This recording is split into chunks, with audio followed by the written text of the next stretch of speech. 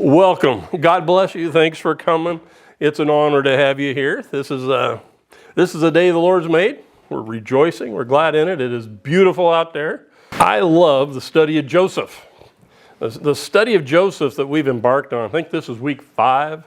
I love it. This is in the actual handout that Dad gave you. I actually posted it on our church website. So if you hear something in here you want to connect, last week's was, we've got it posted, the video posted. It was Why Do Good Things Happen to Bad People? It's from the study of Joseph. And this week, I love this. Now, this won't involve any of you, of course, because today we're talking about conflict within a family. And nobody here allows such a thing. It would not be tolerated. So everything in your homes I call it a rippleless pond, right? Yeah. And so, yes, well, Joseph's family wasn't so rippleless. Joseph's family had issues. And the thing I want you to recognize as we talk about today that I find absolutely fascinating is when God is at work, he works on so many layers. You and I tend to see things on one point. I see how it affects me. Point A, yeah, that's what I see. But in the story of Joseph, we kind of get a look behind the scenes. And we recognize the fact that God's heart is to heal. The heart of God is to heal. He loves us so much that he will not allow us to remain in an unhealthy situation. He won't allow us to remain in sin because he loves us too much.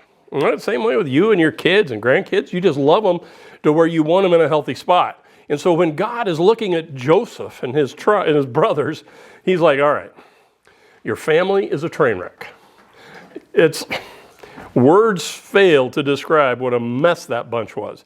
And so God is looking down and saying, what do I need to do to restore this family, to reconcile this family to Joseph? What do I need to reconcile? And look at the big picture. Joseph is going to provide food for the world. So there's just every layer in between here. And then you recognize the fact that for Joseph's brothers to come to a point of healing and to a point of health, well, they can't be knotheads. And they have wrote the book on knotheads. If you could Google knotheads for dummies, it's got all of Jacob's boys lined up as little soldiers. Because these guys, they got issues. And as we read through this, you'll see where they lied to Jacob originally on what happened to Jacob, or Joseph, right? They lied to him. And so here you can see that God is forcing them to brush up against that lie and brush up against that lie. And all of a sudden, as we go through this, you'll see where Jacob is struggling to trust God. Dad is struggling to trust God. The brothers are struggling with character and integrity issues.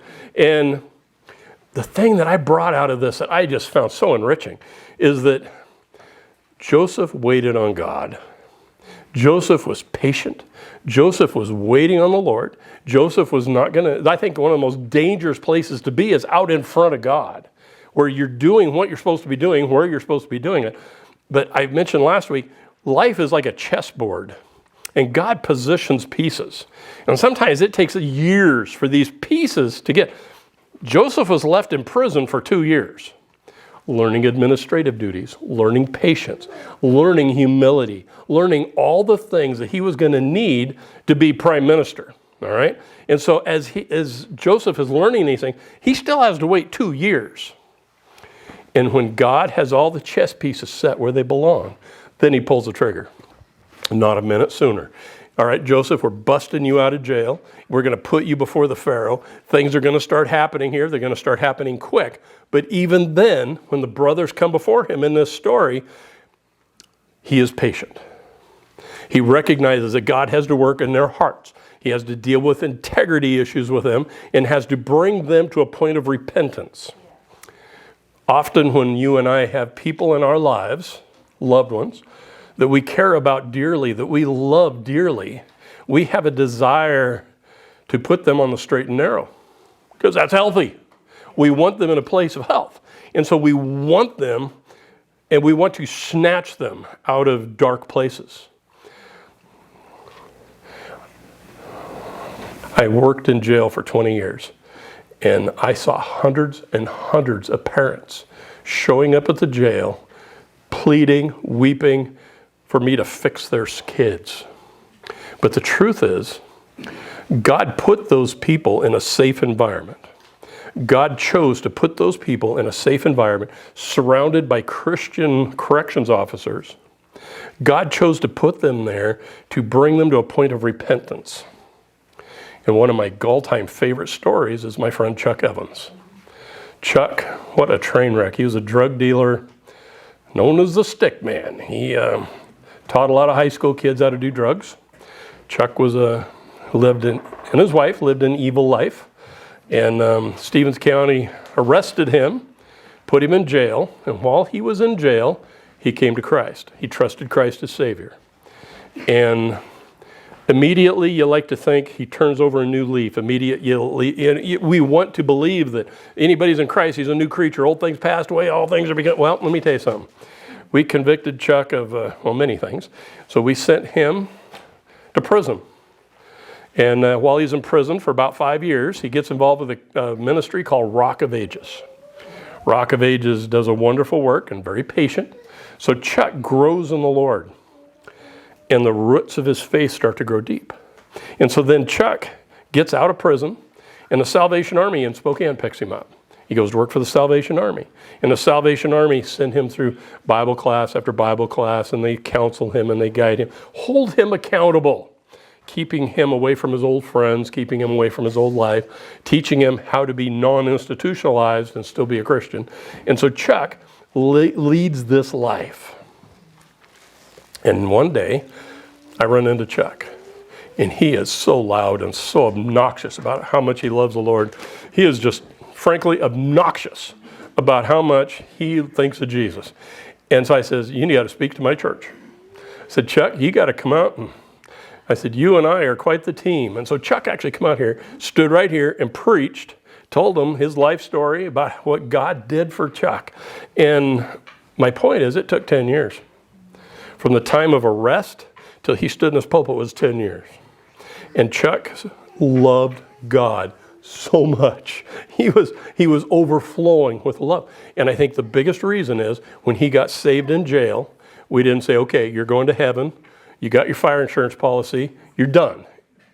No, he had discipleship. He needed to learn how to walk with God. He needed to learn how to love God. He needed to learn how every moment of every day he was accountable to God and God loved him. There was nowhere he could escape from the presence of the Lord. And he stood up here and preached.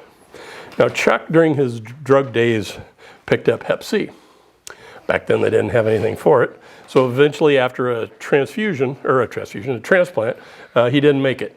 And so I did Chuck's funeral. And tell you what, he was hooping and hollering and praising God as he was stepping into glory. Love the Lord. The point, we're going to see that story today from Genesis chapter 42. Genesis 42. This is like, there are layers of lessons here. I think I could write a whole commentary just on this one chapter. All right, verse 42, verse 1. When Jacob heard that grain was available in Egypt, he said to his sons, why are you standing around looking at one another? I've heard there's grain in Egypt. All right, pause. They sold Joseph to go down into Egypt.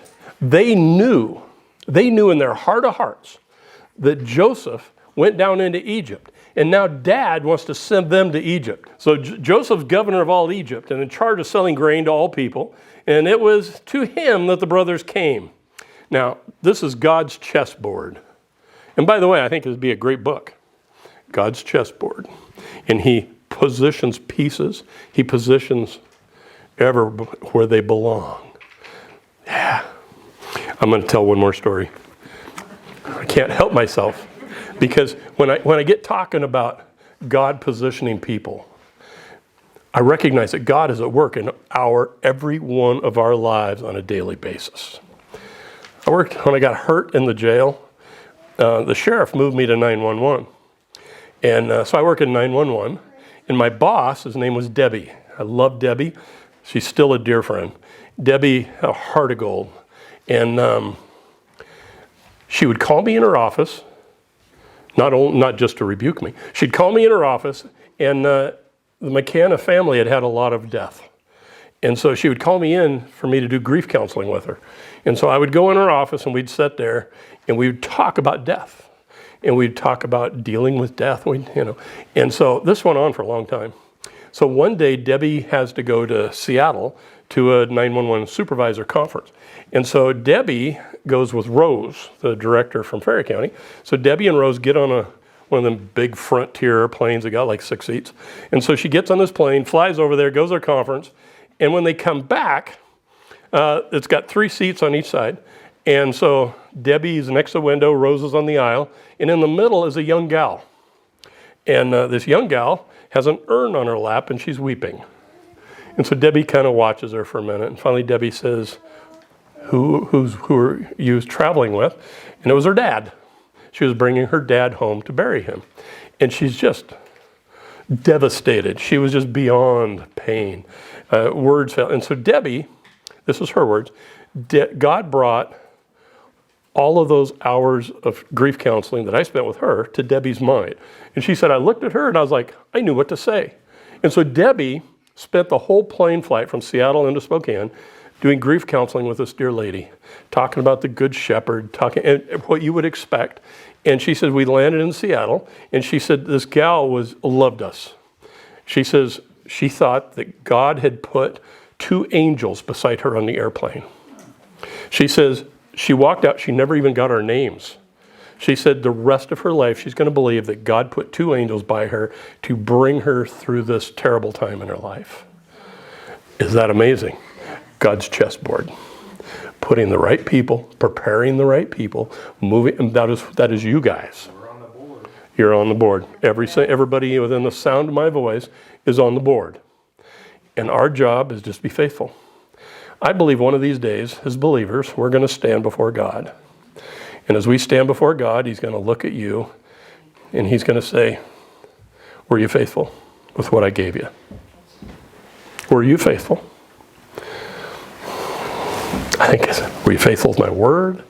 Were you faithful with my love? Were you faithful with the influence? Were you faithful with your family? Were you faithful? And I think that, my friends, is where we get some accountability. I should shut up and keep reading. So, all right, verse 7. It's hard for me. So Joseph recognized his brothers instantly. Yeah, I would recognize a guy that sold me into slavery. Yeah? I would have a bone to pick with them. Yes? Now, as prime minister, they would disappear into the dark, never to be seen again. And he pretended to be a stranger and spoke harshly to them, where are you from? So, by the way, I spent a lot of time thinking about this, praying about this, researching this. They come in front of him. I do not believe for a heartbeat that he's doing this out of revenge. I don't think he's doing this out of vengeance. I think he wants to know where they're at. Last time he saw them, these were horrible people that sold him into slavery. And while he's in a hole, in a dry well, they're eating and laughing, and he's begging for food, and they're refusing to feed him, kind of thing. I mean, and so now he wants to know what the heart of his brothers is like. Have they matured spiritually? Are they believers? Yeah. And so all of a sudden, he looks at them and he's like, I need to know. I need to know. Where are they at spiritually? And so he puts them to the test. He says, where are you from? And they said, the land of Canaan. We've come to buy food. In verse 8, though Joseph recognized his brothers, they did not recognize him. And he remembered the dreams he had about them many years ago. And he said, you are spies, and you've come to see how vulnerable our land has become. All right, now they're beginning to think that their heads are going to be on a stake. Okay, verse 10, no, my lord, they claimed your servants have simply come to buy food. We're all brothers, members of the same family. We're honest men, sir. We're not spies. Yeah, you can believe me. Yeah. You know how many hundreds and hundreds and hundreds of times I've been in court with customers and heard them say, we're honest. The pastor knows me. He'll vouch for me. All right, verse 12. Yes, you are, Joseph insisted. You've come to see how vulnerable our land has become. He's pushing them to see where their integrity is, to see where their heart is. Verse 13, sir, they said, there are actually 12 of us. They told the truth about something. That's a first. All right. And we, your servants, we're all brothers, sons of a man living in the land of Canaan. Our youngest brother is back there with our father, Benjamin. Ben, that's true. And one of our brothers is no longer with us. They come so close to doing good. I mean, they were on a roll. They were actually starting to tell the truth. And then they said, one of our brothers is no longer with us. Basically, in that time, that means he's dead. Not true. They're talking to him. They're just, the light hasn't come on yet. Verse 14, Joseph insisted, as I have said, you are spies. This is how I will test your story. I swear by the life of Pharaoh that you will never leave Egypt unless our younger brother comes here. Now this has to gall them because they know Jacob is never in 1,000 years going to release Benjamin to these 10 boneheads. That is not going to happen, and they know it. Verse 16, one of you must go get your brother, and I'll keep the rest of you here in prison. Then we'll find out whether or not your story is true. By the life of Pharaoh, if it turns out that you don't have a younger brother, then I'll know you're spies. They're like, the rest of our life, we're going to be trustees in the county jail. Yep, we're going to do life in county. All right, verse 17. So Joseph put all of them in prison for 3 days, softening them up, giving them time to think about it. By the way, one of the things I find fascinating is we find out later, he actually throws them in Potiphar's jail. They're actually in the same jail that he was in at one time. Anyway, so keep them going. On the third day, Joseph said to them, Joseph was here is written on on the bottom of the bunk, Joel was here. Yes. Don't eat the egg salad sandwiches. All right. On the third day, Joseph said to them, I'm a God-fearing man. All right. You should underline this in your Bible because we talked a little bit last week about the gods of Egypt. Egypt had thousands of gods. All right. Everything was God. The Nile River was a god, and it provided their food. And everybody, the cows were a god. It picked something. Everything had a god. It was a god. And so it just gets messy when Pharaoh starts having dreams where gods are eating other gods. And all of a sudden, this thing is just a disaster. And so now, this prime minister says, I'm a God-fearing man. If you go back and you study this, he's basically saying, I worship God. In our language today, that's like saying, I'm born again. I'm a Christian. Now, he's giving them a clue. He's giving them, I think he wants them to have faith. I think he wants them to trust him on some level. I think when he says, I'm a God-fearing man, he's kind of hoping that they step back on their heels, hear this, and think, well, maybe we can bring our younger brother. I think Joseph is, he wants them to succeed. He's not trying to put them in a corner where they can't move forward. So he said, you must bring your younger brother back to me, and this will prove that you're telling the truth and you will not die. So they agree to this. Not a lot of options. All right, verse 21, among themselves they said clearly, by the way, verse 21, you should find this fascinating. He says, clearly, we're being punished because of what we did to Joseph long ago. Their conscience, that is just giving them a beating. Their conscience, once again, Solomon, wicked flee when no one pursues. They're down there and they're like, God's punishing us.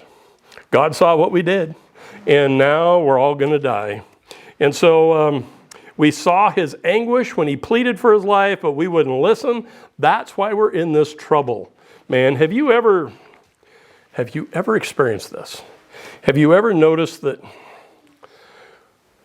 something in your life will happen, and all of a sudden your conscience will kick into gear, and all of a sudden all those things that you've done wrong, all those things you're like, oh, God's punishing me because, and all of a sudden we go for a ride in our minds and in our hearts. We absolutely beat ourselves up. And so what God wants us to do is to be honest and be humble. I believe in my heart that the Christian life is about being honest and being humble with God, where I come before God and I say, God, here's where I'm at. Here I'm being humble, and when I confess my sin, by the way, one of the interesting things about confession of sin is when I confess my sin, God's faithful and just to forgive me of my sin, cleanse me from all unrighteousness, but he also will cleanse the guilt. He will cleanse the regrets. He will cleanse those things that haunt us and shadow us. And as he and so Satan is called The accuser of the brethren. Satan will think things that God has chosen to forget and will tap you on the shoulder. And Satan will say, have you forgotten? Have you forgotten? Have you forgotten? And Satan will bring to mind things that God has chosen to forget. And in so doing, what do? We take our eyes off of Jesus and we go back to looking at the problem. When we take our eyes off of Jesus, like Peter walking on the water, we begin to sink in the despair. We get to sink in the guilt, the regrets of our life. And I think this is exactly what's happening right here. Yep. This is, so he said, we're being punished because of what we did to Joseph. When I find that my heart, I call it being pricked. When I'm convicted of an attitude, something I've said, something I've done, when I find my heart is being pricked, the first thing I do is I say, God, I have confessed this to you. You have chosen to forget it. Now, I am remembering something that you choose to forget. So, Father, I need your strength. I need your perspective. I need to know if this is something that I can put to bed. Well, this is what we're dealing with here. I got to keep moving because I love this passage. Verse 22, didn't I tell you not to sin against the boy, Reuben said, but you wouldn't listen. Now we have to answer for his blood. Man, all of a sudden, keep going. 23, of course they didn't know that Joseph understood them, for he had been speaking to them through an interpreter. So now you've got Joseph standing here, understanding everything they're saying. They're talking in Hebrew. They think he brought in an interpreter for him, thinking he only speaks Egyptian. And he's listening to him. And at some point in his heart, he realizes that on some level, they're acknowledging their sin. On some level, Joseph recognizes that his brothers, they may not be where they need to be, but they are on the path. They have taken a step. They have acknowledged their sin. They've acknowledged that what they did was wrong. There's regret on some level. And so what does he do? He is so racked with emotion that he turns his back and weeps. Have you ever witnessed somebody whose life has become so dark? Have you ever witnessed, especially if it's a loved one, somebody who has made so many bad choices, bad decisions, that you weep for them? You recognize that they're in a cycle of bad decisions. You recognize that they are in a cycle, a lifestyle of pain and suffering, and if they would stop twitching for just a heartbeat, that God would move them to a place of health. And they have just so determined. Once again, we have 100 stories. I find chapter 42 incredibly enlightening. All right, keep moving. Verse 24, and he turned away from them and began to weep. And when he regained his composure, he spoke to them again. Then he chose Simon from among them and had him tied up right before their eyes. And Joseph ordered his servants to fill the men's sacks with grain, gave each secret instructions to return each brother's payment at the top of the sack, and gave them supplies for their journey home. Now, don't miss this. Joseph not only didn't want their money, he didn't want their money. And there's layers of truth to this. He didn't want their money, but he also gave them provisions for the ride home. This is from the heart. He has clearly forgiven them. Now, I need to take just a heartbeat and talk about forgiveness. Forgiveness is one of the most fascinating things that we deal with as a Christian. And another thing, forgiveness is the most Christ-like thing that we can do.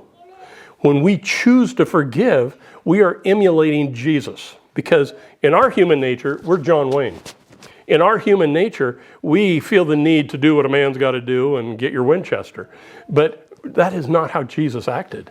Jesus forgave people that didn't ask for forgiveness. Jesus loved people that didn't love him. So when you choose to forgive somebody, so you're like, how can I forgive somebody? How can I forgive somebody that's never asked to be forgiven? How can I forgive somebody who still chooses to do me wrong? And the secret to this is recognize forgiveness is between two people. Forgiveness is between you and God, period. If Rita and I have a beef and I forgive her, well, that just means that between God and I have turned it over to God. I have opened my hands to God and said, God, you take care of this. God, you're going to do what's right. You're going to do what's good.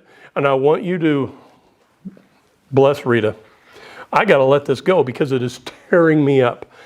For you to hold on to anger, for you to hold on to the rage, the bitterness, and the old saying, holding on to bitterness is the same as swallowing poison and expecting the other person to die. So forgiveness is where you go to God and you say, God, this is unhealthy. God, this is wrong. I am choosing to forgive. And as I forgive, I'm just asking you to do what's right. And I'm not going to interfere. I'm letting it go. If I and Rita straighten things out, that's called reconciliation. That's 3 people.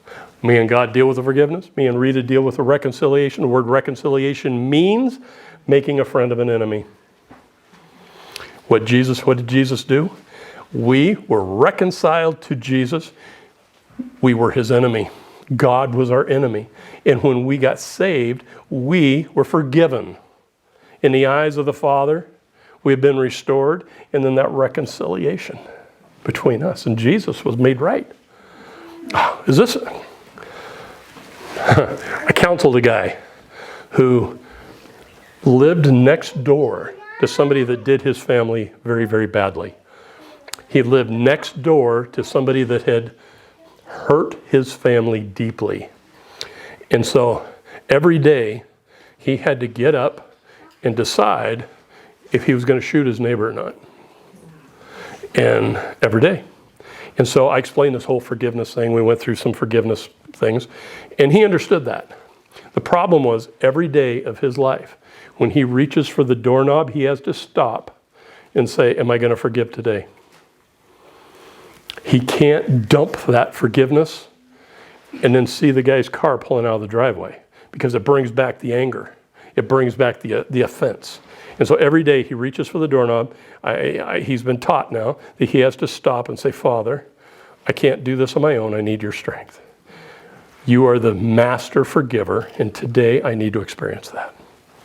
Some days he does good, some days he doesn't do so pretty good. But neighbor's still alive. Yeah. So here we got Joseph doing the same thing. Joseph, he's taking care of his brothers, gave them supplies for their journey home. Verse 26, so the brothers load their donkeys with grain and head for home. Verse 27, when they stopped for the night, one of them opened his sack to get grain for the donkey, and he found money in the top of his bag. Oh, mercy. Now they not only have their conscience bothering them, but the most powerful, well, not the Pharaoh's the most powerful, the second most powerful man in the world is now going to hunt them down and kill them in their mind because he's already accused them of being spies. Now he's going to accuse them of being thieves. He's going to accuse them of stealing their money back. They're like, this is not going to end well for the Jacob boys. No. So what does he say? Verse 28, look, he says to his brothers, my money's been returned. It's here in my sack. And their hearts sank. Oh, mercy. Trembling, they said to one another, what has God done to us? Don't you love it when God gets blamed for everything?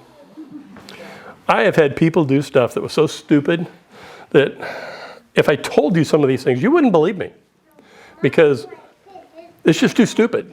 You're like, no, nobody would make that dumb a decision. And then when God allows circumstances and a situation and events to rain down on them and they get the consequences of their decisions and actions, they come to me and they say, why?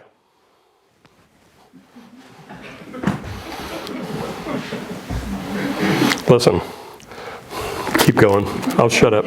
Verse 29, when the brothers came to their father Jacob in the land of Canaan, they told him everything that had happened. The man who is governor of the land today spoke very harshly to us. Dad, he was mean to me. Dad, will you go have a word with him? And he accused us of being spies and scouting out the land. Verse 31, but we said, we're honest men, not spies. Well, are they honest men? Well, the jury's out. Verse 32, we're 12 brothers, sons of one father. Our brother is no longer with us. Our youngest brother is at home with our father in the land of Canaan. Verse 33, and the man who is governor of the land told us, this is how I will find out if you're honest men. Leave one of your brothers here with me and take grain for your starving families and go home. Verse 34, but you must bring your youngest brother back to me. Then I will know you're honest men and not spies. Then I will give you back your brother, and you may trade freely in the land. Dad doesn't already trust these guys. Dads know the character of their sons. Dad, you don't have to comment. Yeah. Obviously, we're talking about Mark, my brother. Yes. I hope he watches this, because he'll be honored that he was mentioned in a sermon. Verse 35, they emptied out their sacks. There in each man's sack was a bag of money. He'd paid for the grain, and the brothers and fathers were terrified when they saw the bags of money. Jacob explained, you are robbing me and my children. Joseph's gone, Simon's gone, and now you want to take Benjamin. Everything's going against me. I'm going to go eat worms. Yeah. Jacob, we talked about this last week. Jacob thought everything that happened in the whole world was about him. Self-interest played a big role in his thought process, right? He said, yeah, and everything's going against me. God's mean to me. Verse 37, Reuben said to his father, by the way, this is fascinating. You may kill my 2 sons if I don't bring Benjamin back to you. Man, that's confident. Hope he doesn't get COVID on the way. This is like, wow. I can kill my boys if I don't bring him back. I'll be responsible. I promise to bring him back. Verse 38. So how does dad reply? My son will not go down with you. My brother Joseph is, his brother, that is, his brother Joseph is dead. He is all I have left. Isn't there 10 other brothers? Shouldn't they be offended? He got 10 boys standing in front of him, and he's like, I only have 1 son. The other one's dead. And so, if anything should happen to him on his journey, you would send this grieving white-haired man to his grave. Man, you talk about a story. You have a dad who has created a dysfunctional family by showing extreme favoritism to his youngest son and ignoring the other 10. In a sense, he had a hand in the actions. He is not responsible, but he had a hand in the actions of the 10 brothers that sold Joseph. They were jealous. They were hurt. They were offended. Dad has a favorite. Mark. No. Man, I got to send my brother a text, have him watch this. Anyway. Yeah. It's about time Mark listened to a sermon. His brother Joseph is dead, and he is all I have left. He's got 10 guys standing before him that are his sons. Yeah. You search your heart here, you recognize the fact this is a terribly dysfunctional family. Now, as a pastor, if Jacob come into my office for counsel, I would book him like 5 years worth of appointments, because you're not going to fix this in 1 or 2 appointments. His dysfunction ran so deep, and his brother's character flaws ran so deep. My prayer today is that you recognize the level of healing that God was going to have to do in this family to bring them to a point of health. What I want you to take out of this today when you walk out the door is recognize the length, the extent that God will go to heal you and your family. He is not willing for you and your family to remain in dark, painful places. If we remain there, it is because we choose to ignore him, we choose to ignore his word, and we choose to follow our own path. Here, you got a picture, you got a snapshot, you got a home video of the lengths that God will go to bring his people to a point of spiritual maturity. Can you believe that? I have had people, I'm like, oh, God, I don't know what to say. I don't know what to do. I don't even know where to begin. And the hand of God can reach into that family and restore. And that, my friends, only God can do. Only God can do.